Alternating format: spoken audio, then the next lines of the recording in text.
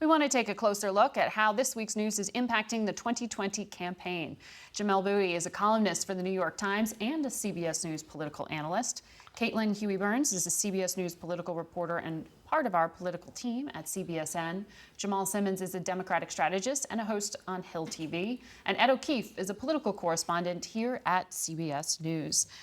Ed, let's start with you. Bernie Sanders making his case, going back to one of the hits, Medicare for All, which has now become mainstream. I mean, at least 5 candidates have signed on to his plan that was kind of out there in 2016.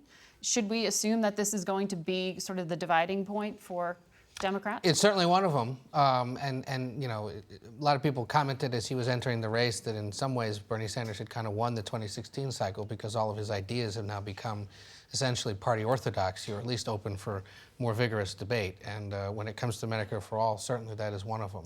The fact that the party is now comfortable having a more robust discussion about it, I think is a signal that he and Elizabeth Warren certainly have dominated the first few months when it comes to the ideas debate.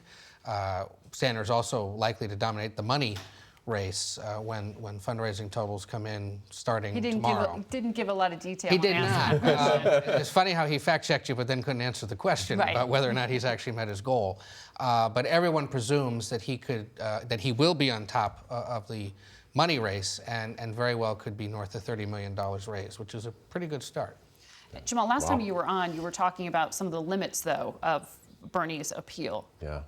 Do you see him changing the way he campaigns in a way that broadens his appeal, particularly to black voters? He's certainly trying. His campaign leadership is much more diverse than it had been in the past. I think he's going places where there are people who are different.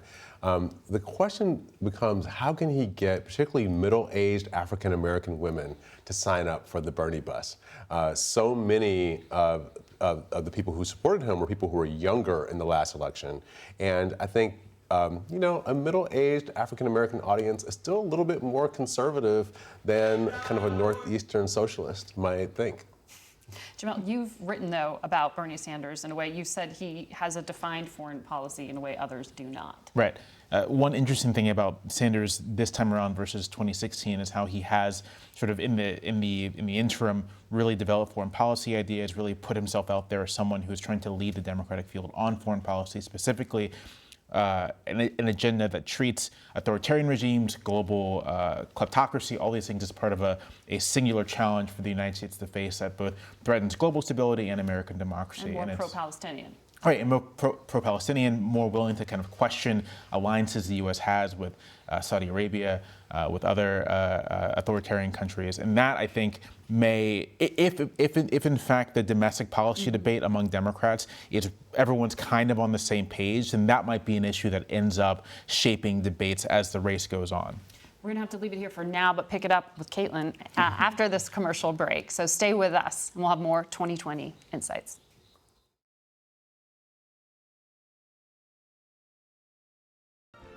We'll be right back with a lot more Face the Nation. We'll look at this question of whether the Democratic frontrunner should be disqualified from the race. Some alleging that. We'll talk about some of the problems Joe Biden may face. So stay with us.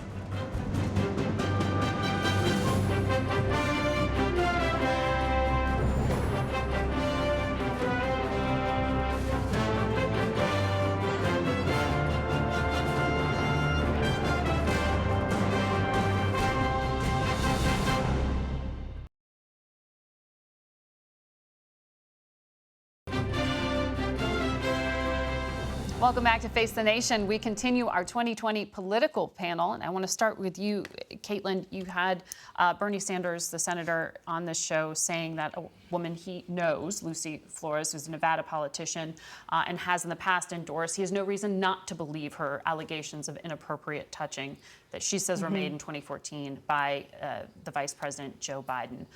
Does this become disqualifying for him? He has not officially yet declared he's running. Right. Well, I think it shows the perils of waiting and lingering about making a decision about whether to get into this race. The longer that he waits out there, the more scrutiny is applied to him and his record, especially as these voters are getting a look at all of the other options that they have available to them.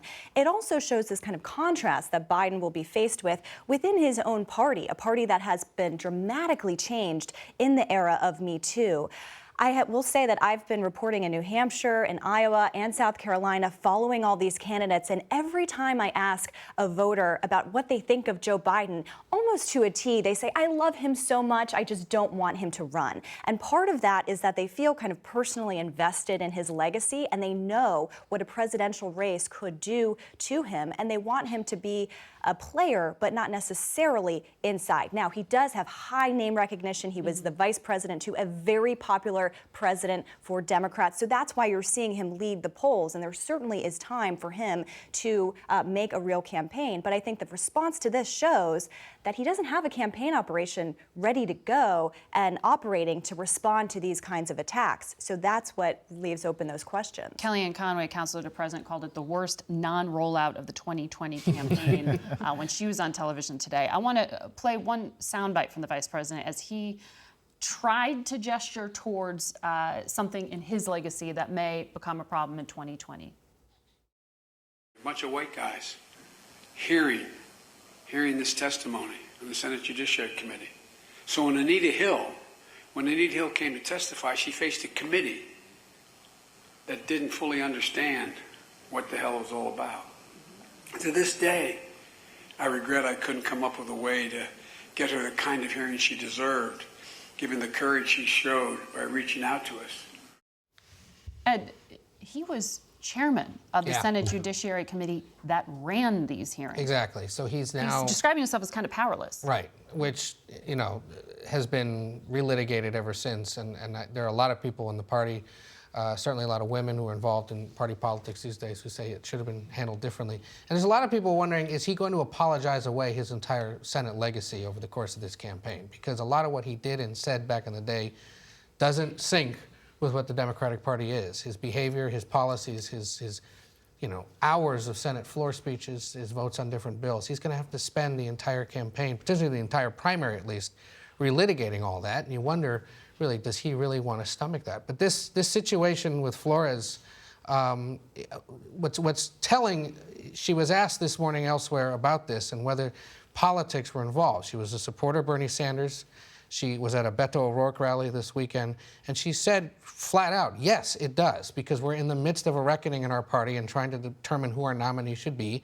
There have been examples of this his entire career, and it's never been seriously discussed, and he hasn't been held to account for it.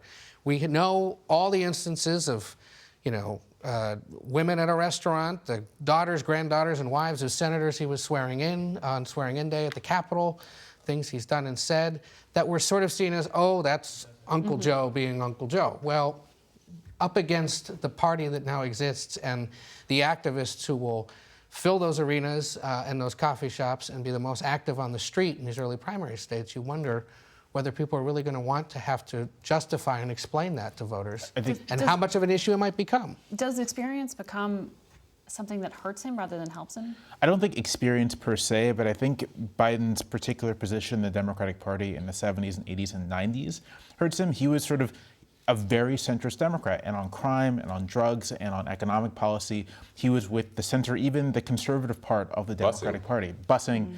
And so in a present moment where an otherwise liberal senator like Kamala Harris faces intense scrutiny about her criminal justice record, where the previous Democratic nominee for president, Hillary Clinton, basically had to apologize for the Democratic Party in the 1990s to make her way through the primary. Biden, I think more so than even Hillary Clinton, exemplifies the Democratic Party of the 90s in its bad and good, and that is going to be his burden going forward.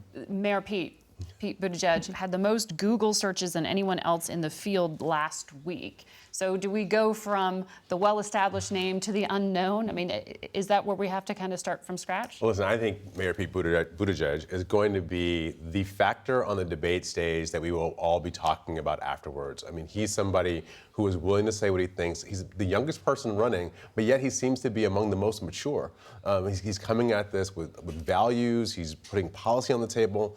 He's a very strong campaigner. I think for Vice President Biden, the danger I think a lot of people see in him is that this presidential experience may take away all the luster he built up over the time that he was vice president to Barack Obama, which would then remove him from being kind of a statesman for the Democratic Party. He could run a campaign, he could win, it could all be fine.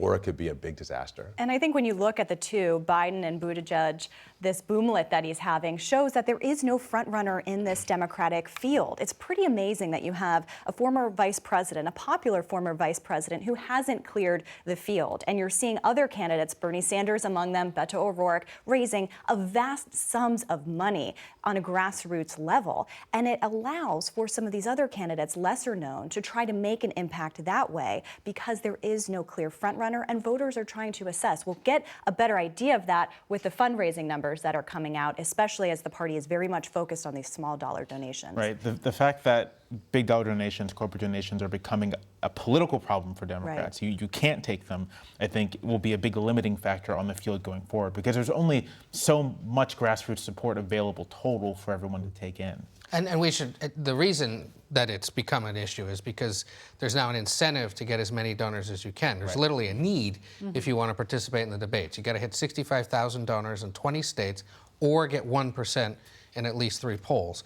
A lot of candidates see the 65,000 in 20 states as an easier hurdle early on, and it incentivizes grassroots organizing and support and gives you credit with voters saying, look, I went out and found my tens of thousands of people. You have helped me get to this stage. Versus several candidates who've had to spend this past week, especially behind closed doors. And we may not have seen all the candidates, as we've said. Biden has not yet declared. Terry McAuliffe, still a name floating out there. Stacey Abrams this week, Jamal, was asked about the idea of her being on the Biden ticket, and she said, you don't run for second place. It seemed to be kind of rebuffing this idea. But is she going to get in? How big does this field get? I mean, it could get very big. It's still very early in the process, and so there's probably space for someone like Stacey Abrams. There's probably space for other candidates. But I do think that as time goes on, as there are debates, as there's more fundraising, as all the barriers and hurdles start coming up for progressing, I think this field will shrink considerably. The fact that Beto, that Senator Sanders, that Senator Harris are the 3 candidates who've been able to really take in large hauls, to me at least suggests that those 3 at least have a very durable base within the party that can expand. Everyone else I'm not entirely sure about. The president saw the Mueller report as a victory for him on the campaign trail. Are Democrats pretending it didn't happen? Well, Democrats have been saying since 2017 and lead up to the midterms that they wanted to focus on issues, mostly because the Mueller report, the conclusions at that time were unknown. And we saw health care as the top issue for Democrats in the 2018 election. It helped them to win back, 40 seats and eventually win back the House. They saw the president's unlikely pivot to health care as a welcome move from the president. And they believe that this is a winning issue for them. And it also removes some of the pushback or criticism that they would have been getting from Republicans who were kind of really eager not to talk about their own health care plans, but to harp on the Democrats' plans. You talked to Bernie Sanders earlier about Medicare for all, which has become kind of a baseline for entry, some kind of acceptance of a national health care system, universal health care, as a baseline for entry for Democratic contenders. Republicans wanted to point fingers at them, not to go back to their own policies, which they haven't been able to show the public that they can coalesce around a plan. We're going to have to leave it there. Caitlin, good to have you on. Thank you so much. Good to have all of you. Jamal, don't leave. Stick around. We'll be right back with more analysis of the week that was and the one that's about to begin.